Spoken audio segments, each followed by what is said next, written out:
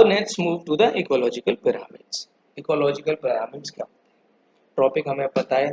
So when the trophic level of different organism and ecosystems are represented in pyramidical form, trophic level हमें पता है producer, primary consumer ये होते हैं, ठीक है। हर एक ट्रॉपिक लेवल पर डिफरेंट ऑर्गेनिज्म होते हैं, राइट। अगर इसको हम पिरामिड शेप में रिप्रेजेंट करते हैं, या तो इस तरह से अपराइट हो या इन्वर्टेड हो, उल्टा, इन्वर्टेड मतलब उल्टा, तो इस तरह से अगर हम रिप्रेजेंट करते हैं एनर्जी फ्लो के लेवल्स को, ट्रॉपिक लेवल्स को, that will be called are ecological pyramids. यहाँ पे प्रोड्यूसर होता है, जो ऑटोट्रॉफ्स होते हैं, they form the base and top carnivores form the apex और टिप। यानी टॉप पे हमेशा इस पिरामिड के टॉप पे कौन रहेगा? Quaternary consumers, carnivores. और बेस पे कौन रहेगा? बेस पर रहेंगे producers, that means plants. And the number of horizontal bar depicts different trophic level. For example अगर मैं इस तरह से बात कर रहा हूँ, ये पिरामिड बन गया मेरा, ये पिरामिड बन गया, तो ये हॉरिजॉन्टल बार्स हैं, ये वाले, ये ट्रॉपिक लेवल हैं। तो इस वाले पिरामिड में कितने ट्रॉपिक लेवल हैं? 1 2 3 4 एंड 5, 5 ट्रॉपिक लेवल्स हैं इस पिरामिड में। और बार की लेंथ क्या शो करती है? It represents the total number of individual और बायोमास और एनर्जी एट ट्रॉपिक लेवल। यानी जितना बड़ा हॉरिजॉन्टल बार होगा उतना ही ज्यादा बायोमास होगा, उतना ही ज्यादा एनर्जी होगी, उतना ही ज्यादा नंबर ऑफ ऑर्गेनिज्म होंगे उस ट्रॉपिक लेवल पे, correct. So now these ecological pyramids are further divided into 3 types, 3 categories. कौन कौन सी हैं? पहला है pyramid of numbers, pyramid of numbers. दूसरा है pyramid of biomass, and third is pyramid of energy. ये 3 तरह के हमारे पास इकोलॉजिकल पिरामिड्स हैं। So let's start with the numbers pyramid. Pyramid of numbers, it represents the total number of individual of different population। यानी हर trophic level पे कितने number of organism present हैं, this pyramid shows. ये upright हो सकता है, यानी इस तरह से हो सकता है, या उल्टा हो सकता है, ठीक है। कहाँ कैसे हो सकता है, will discuss in coming few minutes. It does not completely define the structure of ecosystem, ठीक है। देखिए, एक पर्टिकुलर लेवल पे या फिर ऑर्गेनाइजेशन में और इन प्रैक्टिस में it is very difficult to count all the organism. आप कैसे काउंट करोगे सारे ऑर्गेनिज्म को, ठीक है। So in a pyramid of number it depends on the number of individual, number of organism, और नंबर ऑफ ऑर्गेनिज्म को काउंट करना, कंप्लीटली काउंट करना बहुत मुश्किल है। You cannot count. So it does not completely define the tropic structure, यानी इस topic पर और भी हो सकते हैं। It does not completely define the structure of an ecosystem. That's why it is written, right? Let's move to the other side। कि देखो हमने बात की थी, ये अपराइट भी हो सकता है या इन्वर्टेड भी हो सकता है। So let's first talk about the upright. Upright में ये देखिए बेस, यहाँ पे कितने ट्रॉपिक लेवल हैं आप पहले बताएं?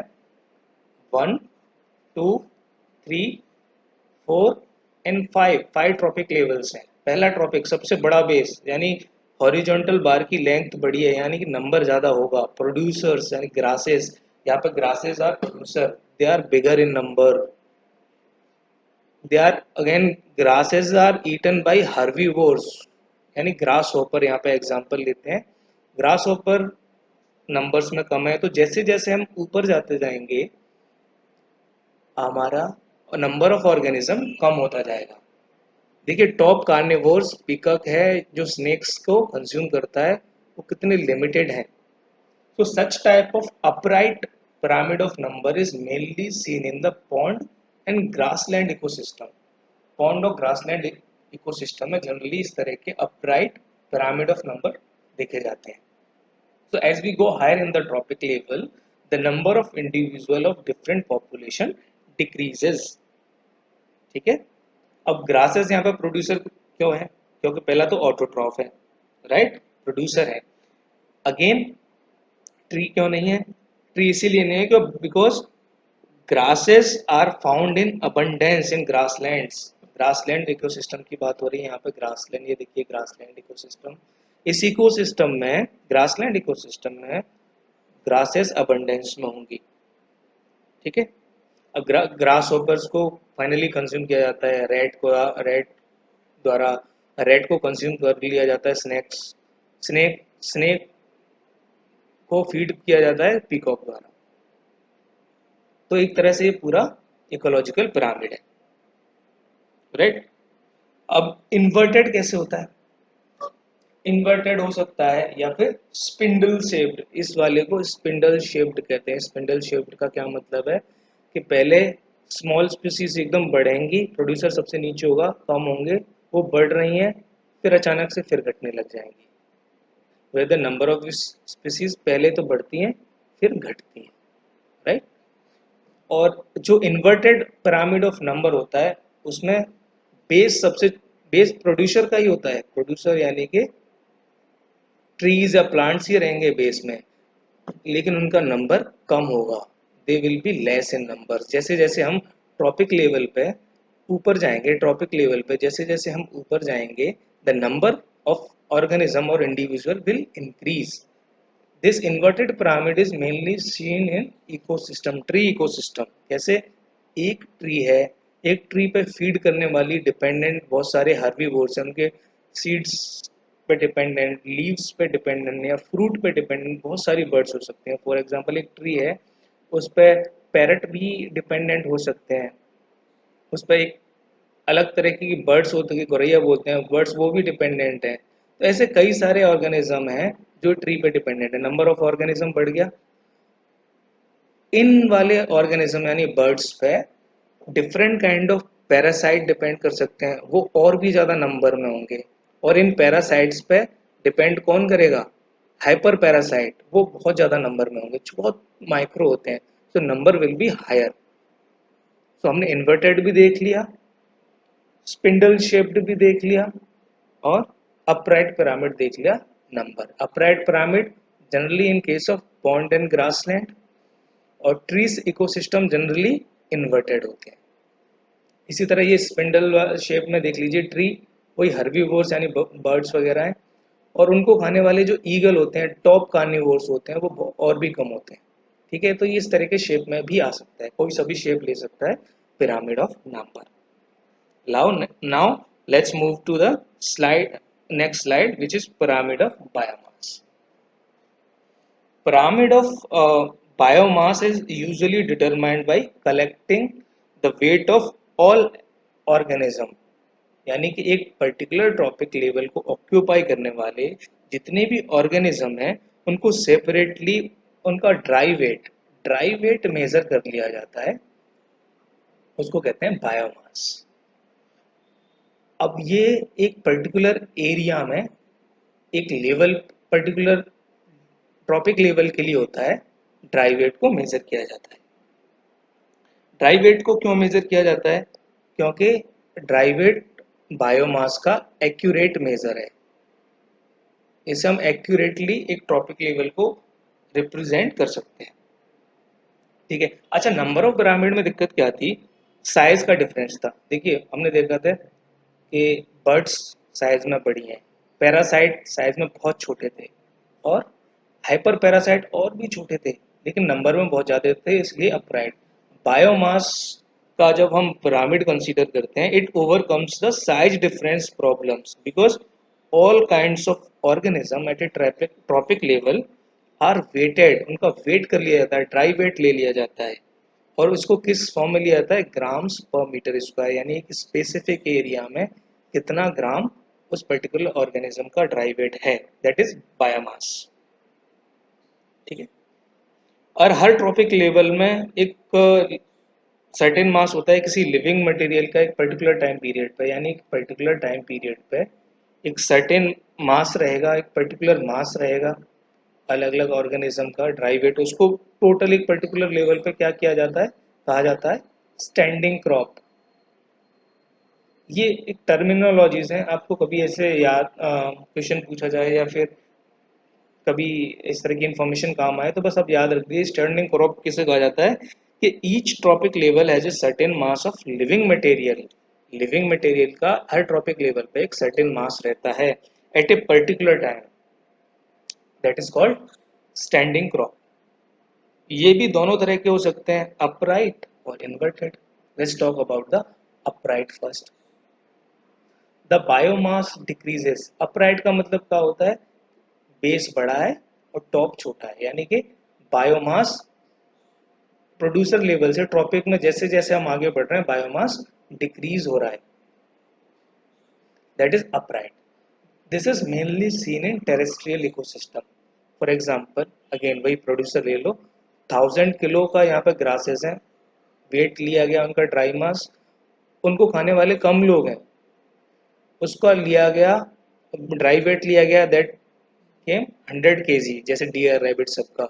नेक्स्ट ट्रॉपिक लेवल में मूव किए, कार्निवोर्स आए, वॉल्फ आए, they weighted around 10 kg, and finally the lion who can eat wolves and other carnivores, उनका ड्राई वेट बायोमास आया 1 kg। तो टेरेस्ट्रियल इकोसिस्टम में जनरली बायोमास देखोगे तो वो पिरामिड रिप्रेजेंटेशन उसका अपराइट होगा। क्यों होगा अपराइट? बिकॉज ग्रासेस का वेट ज्यादा होगा, लायंस कम है तो उनका वेट कम होगा। इन्वर्टेड में आप देखिए, इन्वर्टेड में क्या होता है, generally they are found in aquatic ecosystem. Aquatic ecosystem सबसे प्रोड्यूसर सबसे पहले कौन आएगा, फाइटोप्लैंक्टन। इनको मेजर किया गया था, देवर 33 ग्राम पर मीटर क्यूब वॉल्यूम देखा गया इनका। इनको खाने वाले जू प्लैंक्टन्स, उनका ड्राई वेट आया था 5 ग्राम पर मीटर क्यूब। हर्बीवोर्स का और ज़्यादा आया, कार्निवोर्स का और भी ज़्यादा आया। यानी इनका सबका साइज बड़ा है, वेट भी ज़्यादा बड़ा होगा, और ये बहुत एबंडेंस में फाइटोप्लैंक्टन्स अवेलेबल होते हैं ओशियंस में। लेकिन इनका ये बहुत ही टाइनी ऑर्गेनिज्म होते हैं, और इस वजह से क्या होता है, भले ही ये ग्रो और रिप्रोड्यूस रैपिडली करते हैं लेकिन बहुत स्मॉल बेस रहता है, क्योंकि इनका वेट ड्राई वेट बहुत कम होता है। So again, as we move higher in the tropic level, the biomass of organism increase। बस यहाँ पे एक बात याद रखने लायक है, they are mainly seen in the aquatic ecosystems। और जो pyramid of biomass upright होता है, they are mainly seen in terrestrial ecosystems। और numbers का inverted किस में होता है, देखिए numbers का inverted किस में होता है, numbers का inverted किस में होता है, that is in tree ecosystem। ठीक है, ये आप याद रखिए। Let's move to the pyramid of energy. To compare the functional role of the tropic level and ecosystem, and energy pyramid is most suitable। यानी फंक्शनल रोल अगर हमें compare करने हैं इकोसिस्टम में, तो सबसे सुटेबल पिरामिड होता है एनर्जी का। बिकॉज यहाँ पे हम बात करते हैं कि एक लेवल से दूसरे लेवल तक एनर्जी कितनी ट्रांसफर हुई, सबसे एक्यूरेट मेजर। तो ये यूनिडायरेक्शनल होता है और हमेशा अपराइट होता है। हमने पढ़ा था, क्योंकि एक लेवल से दूसरे लेवल तक अगर एनर्जी फ्लो होता है तो energy is lost, energy lost होगी, यानी कि इस वाले लेवल पे ज़्यादा एनर्जी होगी, इस पे कम, यहाँ पे कम। तो एनर्जी के फॉर्म में जब हम बात कर रहे हैं तो इट इज़ ऑलवेज अपराइट। पहले वाले ट्रॉपिक लेवल पे ज़्यादा एनर्जी होगी, बाद वाले ट्रॉपिक लेवल पे कम एनर्जी होगी, right? So it represents the amount of energy received at each level, each tropic level, and amount of energy lost at each transfer। So always upright, we already talked about it। ठीक है, अब देखिए pyramid of energy को देखिए, ये हमेशा upright कैसे होता है। वही है, प्रोड्यूसर कोई भी ले लीजिए, कोई एक इकोसिस्टम है, रेन फॉरेस्ट में है, यहाँ पे प्लांट्स है रेन फॉरेस्ट के, वो 100% एनर्जी रिसीव कर रहे हैं, 90% is lost, 10% is passed on, transferred। Insect and larva, कोई जो हर्बीवोर्स होते हैं उनको 10% एनर्जी मिलेगा, इस वाले 10% का 90% इज लॉस्ट। तो रिमेनिंग 1% यानी 9% is lost total, and 1% would be available to primary carnivores like monkey who feed on insects and larva. जैसे जैसे हम ट्रॉपिक लेवल में ऊपर जाएंगे एनर्जी कम होती जाएगी, यानी कि टॉप पे जो सेकेंडरी कार्निवोर होंगे वहां पर सिर्फ 0.1% एनर्जी ही पहुंच पाएगी। अच्छा, देखिए ये बहुत ज़्यादा लेवल्स नहीं हो सकते, इस वाले ट्रॉपिक लेवल्स नहीं हो सकते पिरामिड ऑफ एनर्जी में। रीज़न, कम लेवल्स होंगे, 4 से 5 लेवल ही हो सकते हैं मैक्सिमम पिरामिड ऑफ एनर्जी में, क्योंकि हर लेवल के बाद, ट्रॉपिक लेवल के बाद 90% energy is lost. Top level पे कुछ बचेगा ही नहीं, तो वो टॉपिक लेवल एग्जिस्ट कैसे करेगा? एनर्जी लॉस बहुत होने की वजह से ये सिर्फ 4 से 5 लेवल तक ही एग्जिस्ट कर सकता है, right. It also explains the concept of biomagnification. ठीक है, उससे पहले हम एक चीज जान लेते हैं। ठीक है, जो एनर्जी लॉस्ट होती है 90%, ठीक है, वो फॉलो करती है 10% लॉ को, यानी only 10% of the energy transfer to each trophic from lower trophic. हमने ये बात डिस्कस कर ली। लेकिन जो 90% होती है वो लॉस, इसका लॉस कहाँ कहाँ पे होता है? रेस्पिरेशन, हम जो सांस लेते हैं, मेटाबॉलिज्म, मेटाबॉलिज्म दो एक्टिविटीज इनमें होता है। तीसरा होता है ट्रांसफॉर्मेशन। ट्रांसफॉर्मेशन, ट्रांसफॉर्मेशन कैसे? देखिए, फ्री एनर्जी मिली प्रोड्यूसर्स को, प्लांट्स को, तो उन्होंने कन्वर्ट कर दिया उसको फ्रूट्स में, फ्लावर में, फ्रूट्स में कन्वर्ट कर दिया, फ्लावर में कन्वर्ट कर दिया, तो ट्रांसफर हुआ एनर्जी का एक मैटर में। अगर इनको एक प्राइमरी कंज्यूमर द्वारा कंज्यूम कर लिया जाता है, तो ये energy will transform into the tissue of that animal. तो देखिए ये ट्रांसफर हो रहा है क्या नहीं, ट्रांसफॉर्मेशन हो रहा है कि नहीं? इस ट्रांसफॉर्मेशन की वजह से भी एनर्जी लॉस होती है। हीट लॉस, हीट की वजह से भी एनर्जी लॉस होता है। और जो भी हम वेस्ट जनरेट होता है उसमें भी एनर्जी लॉस होता है। तो energy is lost through different activities like transformation, heat, waste, respiration and metabolism. तो इन चीज़ों में ये 90% एनर्जी है वो निकल जाती है, एंड ओनली 10%, ये देखिए लेफ्ट हैंड के सबसे नीचे, only 10% is available to the next trophic level. ठीक है, इसको एक एग्जांपल से समझते हैं। देखिए ध्यान से सुनिए आप कि 1000 कैलोरी ऑफ लाइट एनर्जी एक रिसीव हो रही है सन से, लेकिन कुछ रेडिएट बैक हो गई, रिफ्लेक्ट हो गई स्पेस में, एटमॉस्फेयर ने रिफ्लेक्ट कर दी। थोड़ा सा प्रोपोर्शन ग्रीन प्लांट्स ने यूज कर लिया, वही रेस्पिरेशन में वो यूज कर लेंगे, वो सारी प्रोसेस मैंने बताई। इनमें सारा कंज्यूम करने के बाद उन 1000 कैलोरीज में से 100 कैलोरीज अवेलेबल होंगी हर्बीवोर्स के लिए। अब इन 100 में से 10 कैलोरीज अवेलेबल होंगी प्राइमरी कार्निवोर्स के लिए, और इन 10 में से only 1 calorie would be available to the secondary carnivores. इस तरह से जैसे जैसे हम ट्रॉपिक लेवल में ऊपर जाते हैं, पिरामिड ऑफ एनर्जी में एनर्जी कम होती जाती है। अच्छा, लिमिटेशंस क्या है? लिमिटेशंस इकोलॉजिकल पिरामिड की क्या क्या है? It considers the food chain.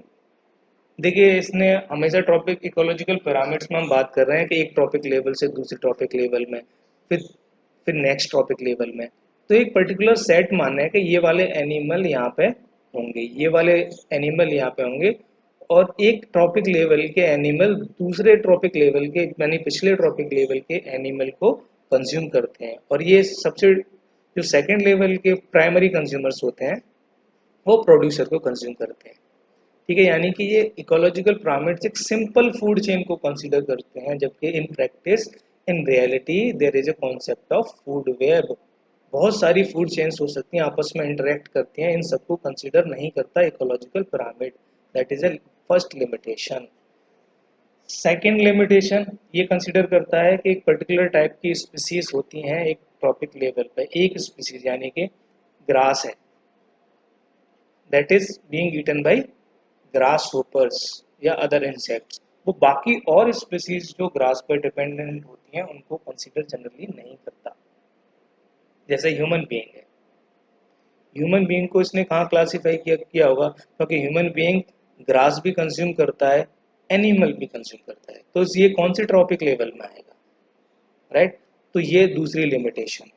तीसरा है सेप्रोफाइट्स। सेप्रोफाइट्स किनको बोलते हैं? जो माइक्रो ऑर्गेनिज्म होते हैं, लाइक बैक्टीरिया, फंगी। फंगी और बैक्टीरिया बहुत इम्पोर्टेंट रोल प्ले करते हैं। क्या करते हैं? ये डिकम्पोज करते हैं। डेट्रिटस फूड चेन में बहुत इम्पोर्टेंट रोल प्ले करते हैं। उनको कहीं भी कोई प्लेस नहीं, रिप्रेजेंटेशन नहीं दिया गया इन इकोलॉजिकल पिरामिड्स में। ये तीसरी लिमिटेशंस। तो ये लिमिटेशंस आप याद रख लीजिए।